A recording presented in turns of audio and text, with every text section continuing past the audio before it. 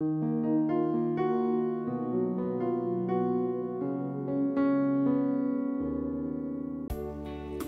சமூகம் கூடியிருந்து சத்தியத்தை உணவாக்கினே. உம் சமூகம் கூடியிருந்து சத்தியத்தை உணவாக்கினே. உம் வசனம் தியானம் செய்து வார்த்தையால் வாழ்கின்றேன். உம் வசனம் தியானம் செய்து வார்த்தையால் வாழ்கிறேன். வாழ்வே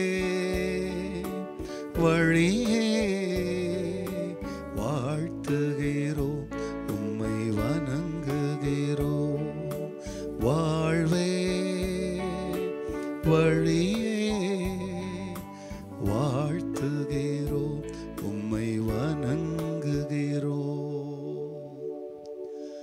கர்த்தருடைய பரிசுத்த நாமத்திற்கு மகிமை உண்டாவதாக. ஆண்டவராகிய இயேசு கிறிஸ்துவ நாமத்தில் வாழ்த்துக்கள். கிருபையும் சமாதானமும் உங்களுக்கு பெருகுவதாக. அன்பானவர்களே, இந்த நாளில் என் தேவனாகிய கர்த்தர் நமக்காய் கொடுக்கின்ற அவருடைய வசனமானது சங்கீதம் 119 50ஆம் வசனம். அதுவே என் சிறுமையில் எனக்கு ஆறுதல், உம்முடைய வாக்கு என்னை உயிர்ப்பித்தது. அன்பானவர்களே, இந்த உலகத்திலே சிறு குழந்தையா இருந்த முதல் நம்முடைய பெற்றோரிடத்தில் நமக்கு பேச தெரியாத நாட்கள் அவர்கள் நம்மோடு பேசினார்கள். உடன்பிறப்புகள் நம்ம இடத்துல பேசினார்கள். நண்பர்கள் நம்மோடு கூட பேசினார்கள். மனிதர்கள் பேசும் பொழுது நம்மளை சந்தோஷப்படுத்தும்படியாக பேசுகிற ஆட்களும் உண்டு. நம்மளை துக்கப்படுத்தும்படியாக, நம்ம மனசை உடைக்கும்படியாக பேசுகிற ஆட்களும் உண்டு. ஆனால் நிறைய மக்களுக்கு என்ன தெரியாதுன்னா, தன்னோடு பேசுகிற மக்களுடைய மனுஷருடைய வார்த்தையை மாத்திரம் கவனிக்கிறவர்களுக்கு வேத வசனமும் பைபிளும் ஒரு பேசுகிற புஸ்தகம் தெரியாது. நம்மோடு கூட பேசுகிறதுக்கு யாரும் இல்லாத பொழுது பிரியமானவர்களே, பைபிளை தற்போமேனால் பைபிள் வழியாய் தேவன் நம்மோடு பேசுவார். எத்தனையோ சூழ்நிலையிலே ஆறுதல் இல்லாமல் வேதனைகள், பலவிதமான குழப்பங்கள், மன போராட்டங்கள், என்ன செய்வதென்று தெரியாத சூழ்நிலைகள். அத்தகையான சமயத்தில் வேதத்தை திறந்து நாம் படிக்கும் பொழுது வேதம் நம்மோடு பேசுகிறதையும் நமக்கு வழிகாட்டுகிறதையும் நம்மளை உயிர்ப்பிக்கிறதையும் பார்க்கலாம். அந்த அனுபவத்தை தான் அந்த சங்கீதக்காரன் இங்கே பார்த்தார். அவருடைய வசனம் அவரை உயிர்ப்பித்ததை, His word, it revived him.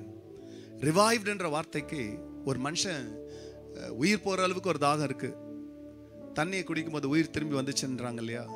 அது போல நம்பிக்கையற்ற சூழ்நிலைகளிலே, குழப்பமான சூழ்நிலையிலே, என்ன செய்வதென்று தெரியாத சூழ்நிலையிலே ஆண்டுடைய வசனம் நமக்குள் உள் வரும்பொழுதே நம்முடைய எல்லா மரண அனுபவங்களை, எல்லா வெறுமையின் அனுபவங்களை, வேதனையின் அனுபவங்களை மாற்றக்கூடியதாக இருக்கிறபடியாலே அதிகமாக இந்த வசனத்தை படிங்க. அது உங்களை உயிர்ப்பிக்கும்.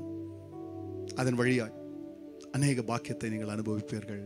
கண்களை மூடினவர்களாய் ஜெபிக்கலாம். பரிசுத்தரே, உங்க நாமம் மகிமை அடையட்டும்.